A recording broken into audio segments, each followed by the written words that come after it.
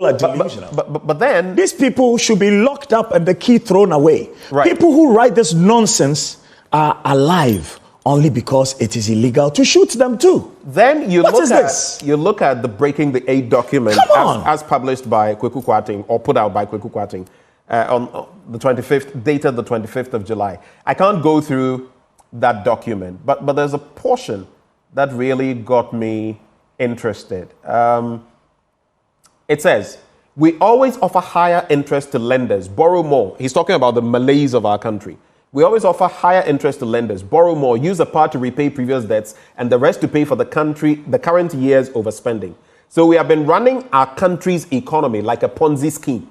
We have been running our country's economy like a Ponzi scheme. They acknowledge that themselves. The economy is struggling today because lenders are now refusing to lend to us. It is just like a Ponzi scheme going into crisis once people stop depositing their money with them. Then he enumerates a number of things to be done. That portion startled me. Kweku Kwating, you know his gravitas, he has no gravitas. Within his party. Within the MPP. In Parliament.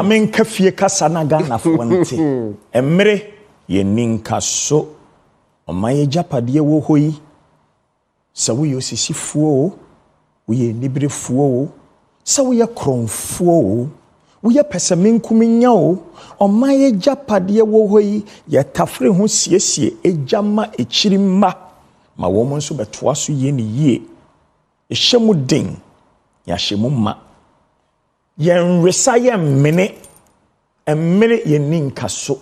Look, just yesterday a dear younger brother of mine lost his mother. He said, Kwesi, whatever money I have I will spend to save my mother. A very good woman, Auntie Kaba of Community 8 in Tema, 2 houses away from our property, Jatokrom Hotel. She passed away.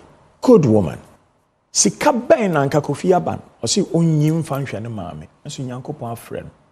Adan na ye pre ye fumu sei. So you are saying you're doing all this and knowing full well that there are times when you go to Kolib with the machines that the cancerous people with cancer go to use, they break down. There are only 2 of them. They break down.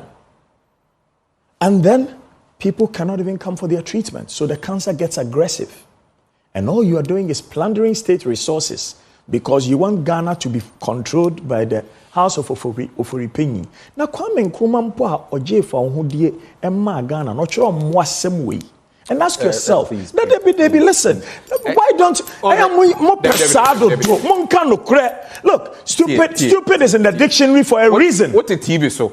A man for a show. I was saying, no quarry. And somebody be a walking canoe. Massa, what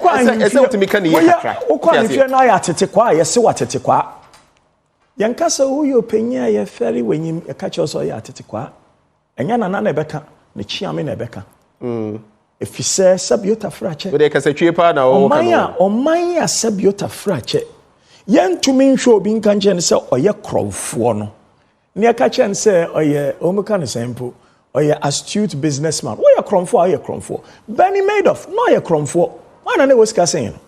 No, you crom for. Your man, 120 years in prison. Ne babako committed suicide. What we are my sikama unkwa woman unkwa webusia for. It's your mining kind yanya den. Go to the banking sector. Mother. Control of the mother is essential to control the industry. So far, the head of the mother and its first deputy are strongly aligned to our cause. They are from our compound, and we perceive no threat from these 2. The second deputy appeases the gender advocates and is also not a source of discomfort. In this vein, there is no need for changes in those places. And see, say Bank of Ghana penny no okobobesia bone na ni nyinara no sebe ohwe na ode mamunko na mudi. Na sabiota fracha wonko anwo rekoto a wonko anwo kochima na pa ma otutwitwa. Munnimu say nyansa na munsua. Okay, so I'm not saying don't say. No, truth has to be told because every Ghanaian child must read this document and realize the thieves and plunderers that we have given the positions of authority. thieves and plunderers. The Ochehene. I am a young person who him before Tonsuatoso. Right. It's your hin and I said. There's recent rhetoric. Hold on. Hold on. There is no big six in Ghana. Where is the big six? Write everyone's achievements. Hold for me. Let me party. Their friend is saying. Let me manage. Near Odini Sikate party now. I must say big six. Who my friend is saying. Do you remember his name? Pagrant. The UGCC. Pagrant. The UGCC. Okay. Near Odini Sikate party na. First deputy. Your friend is saying. Pagrant himself was not even. It's a must say big six. It is a lie. Anybody alate manche alata manche na ekokon ne kun na ne kun okokon ye ne yakwache nkrofo de beche mo politics ni bi na mo dia mo so ya che Africa kwa menkroma dia na che yenso yemfa ye ho bata kwa menkroma ne yanka say big six. What achievement in the But you know, in recent times, I mean, there's been This is nonsense. Reaction from Ofori-Penifia. They say this is all hogwash. It's nothing. There's so no why is it that the things in it are happening? Is it by chance? And Ghana from Obia Ada Madana. Is the whole country comatose? Just linking. What's wrong with us? Just linking to that. And I was reading the banking side. Go there and see. And then those who are their biological children and those who are their adopted children. And I'm looking, biological children, these are banks in which we should have controlling interest. The collapse of local banks with ties to the opposition NDC and other rival political factions during the cleanup operations undertaken by the mother was a resounding success. Oh, GN Bank. Then it goes on. It facilitated the flow of substantial financial resources into our war fund through backflow of some of the advertised cleanup costs. Okay, so these have happened in Ghana. Tell me it's not true. KKD, we know what is in the. Please. You can talk about. Everybody should be outraged about this hogwash. I agree. The snit bit and everything that has happened. So I want to find out, what then do we do? You're pointing to the malaise. You're pointing to the problem. You have to.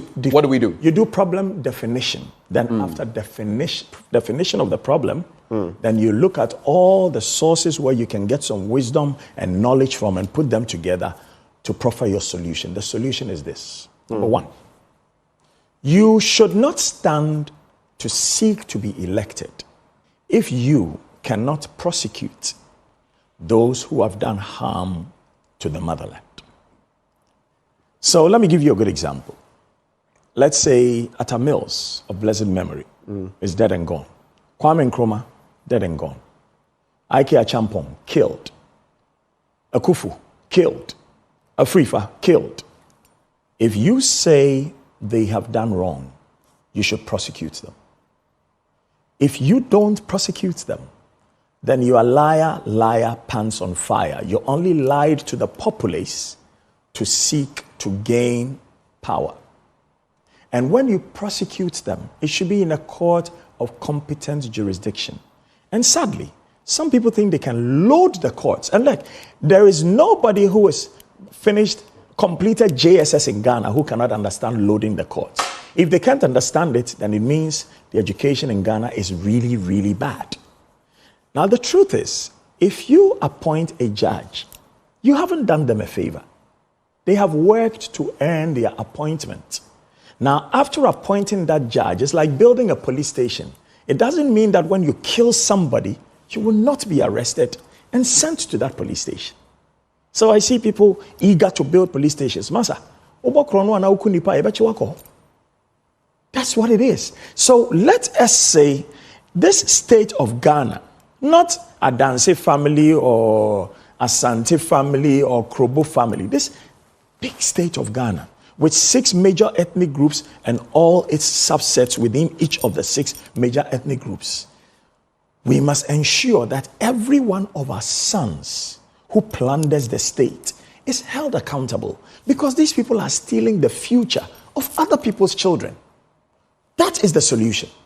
So if you say Mahama, Mahama is the last president, right? The last one before Nana Addo. Everything you claimed about Mahama, if you haven't taken it to court, then you are liars.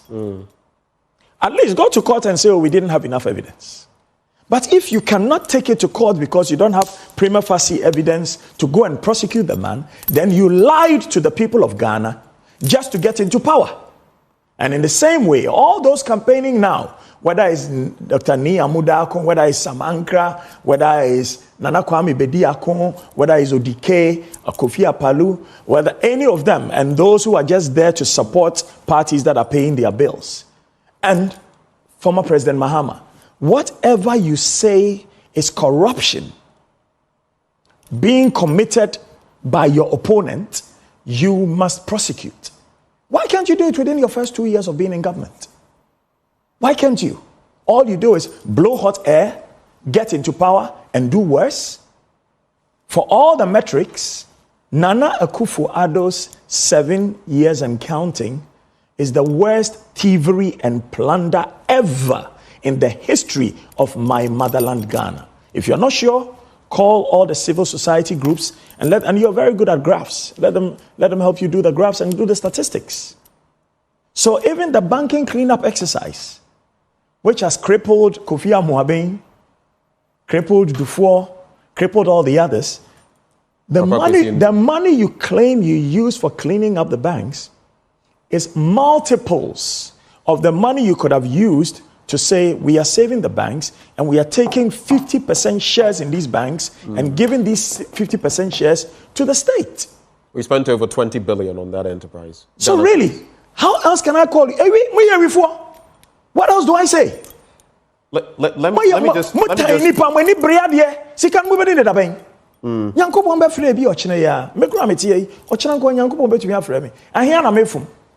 One bed to lay on, 2 roofing sheets over your head, a way to get to work and back, make sure your family is fed. But you want to make other people suffer. So you only safeguard your children. But if you read that document... And your children's children. And your children's children. Exactly. It's about securing generational wealth. Why? Whatever truth there is. But let me...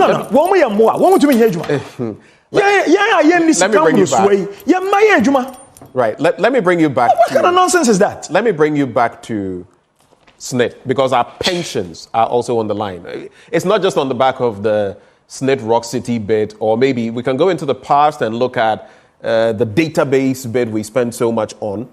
But the point, though, is our pensions. Recently, we had a pensions dialogue, national pensions dialogue. From beginning to end. You did.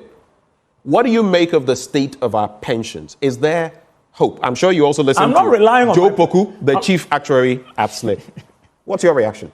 Why is it that all our investments, contributors' investments, because that's essentially what it is, are not published for every contributor to know? That's the first question. And it was asked in your thing. We should know.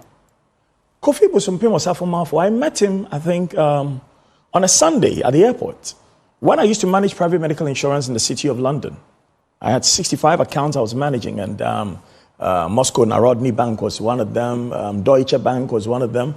His office, where he worked, because he also worked in the corporate world, was just like less than 100 meters from my office where I worked. I worked for Gissings Consultancy, the third biggest broker for private medical insurance in England at the time.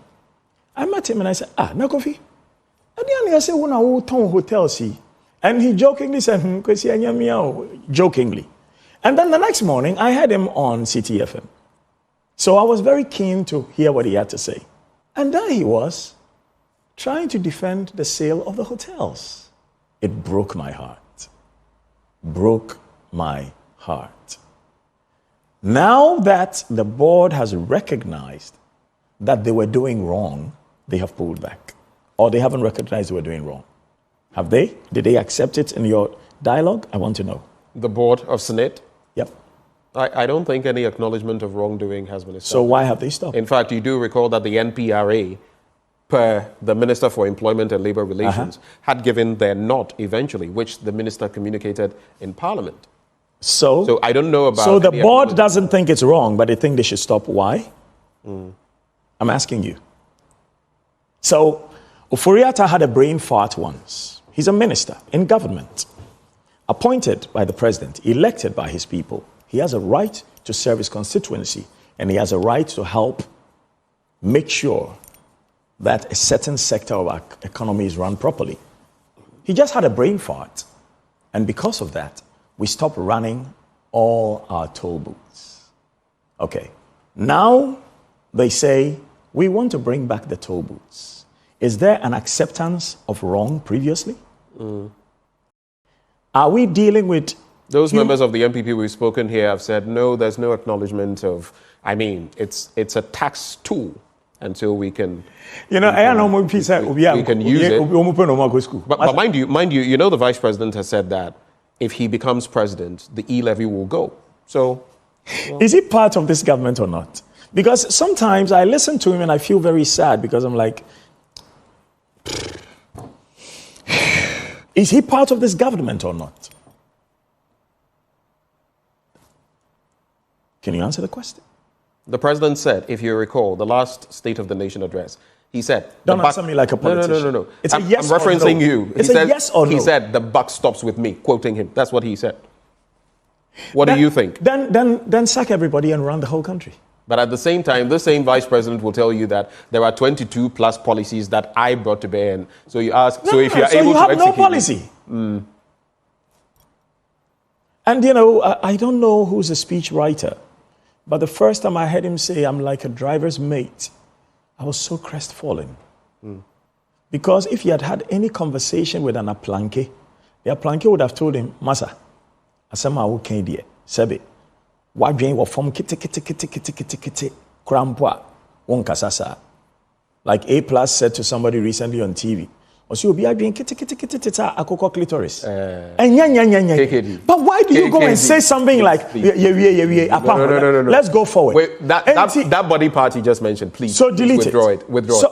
Withdrawn. Okay. Thank you. So my point is, why do you, seeking to lead a nation, because you know you need to pull yourself away from the policies of the very government you serve, now say, I was merely a driver's mate? Why? So who are we really voting for? And that's the question. Because who are we really voting for? And based on this document, a vote for Bawumia is a vote for the stooge of the people who have written this document. That's what it is.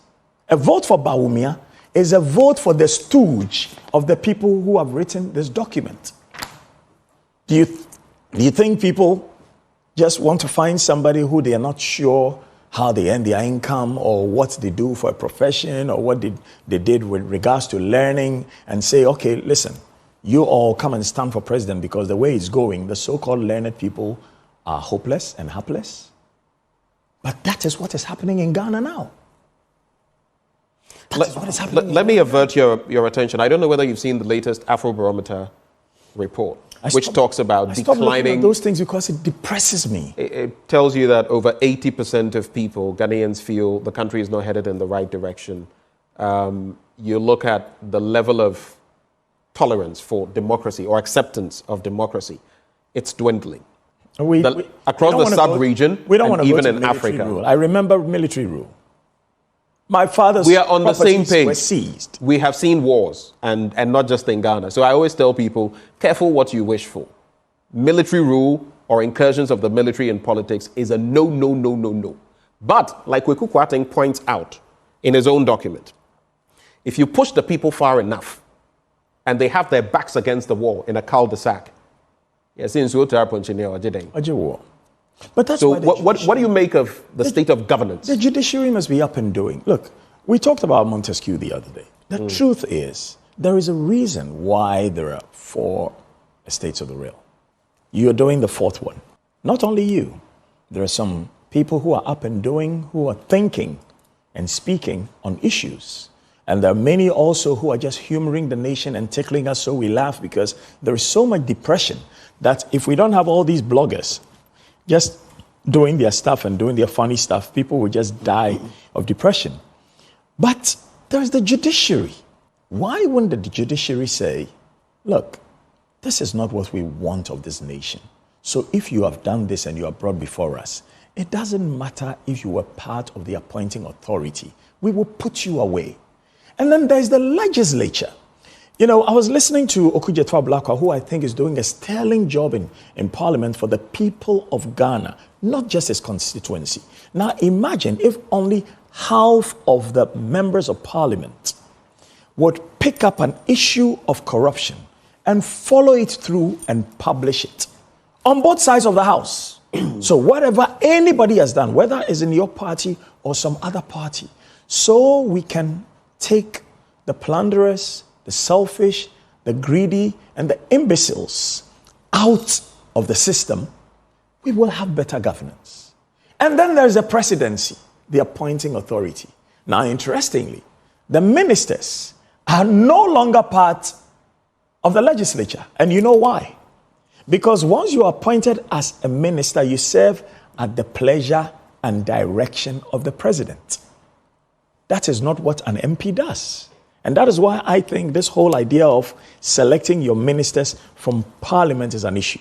So people are dancing so they can catch the eye of the president so they can be made a minister. And once they're made a minister, they lose their ability to criticize any thievery in government. Show me any minister who has criticized thievery whilst their government was in power. Show me one from Kwame Nkrumah's time to date.